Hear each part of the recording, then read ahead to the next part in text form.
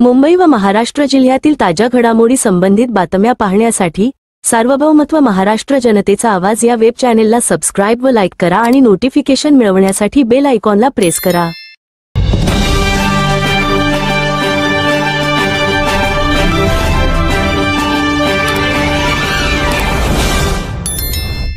सार्वभौमत्व महाराष्ट्र जनतेचा आवाज न्यूज चॅनेलमध्ये आपले स्वागत आहे। सविस्तर महत्त्वाची घडामोडी सादर।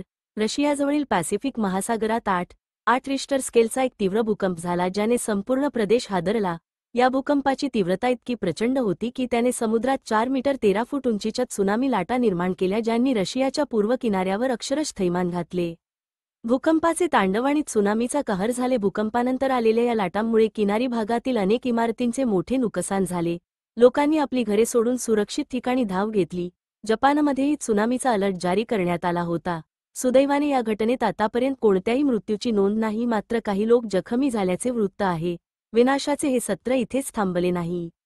भूकंपाच्या काही तासांनंतर रशियाच्या कामचट्का द्वीपकल्पात असलेला क्लेवचेवस्कोय ज्वालामुखी अचानक सक्रिय झाला आणि त्याचा उद्रेक सुरू झाला।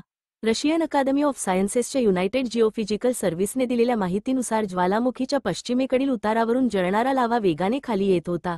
आकाशात स्फोट आणि लाल चमक स्पष्टपणे दिसत होती। क्लेवचेवस्कोय ज्वालामुखी हा जगातील सर्वात सक्रिय ज्वालामुखींपैकी एक आहे। पेट्रोपाव्लोव्स्क कामचत्स्की शहराच्या उत्तरेस सुमारे 450 किलोमीटर अंतरावर हा ज्वालामुखी आहे।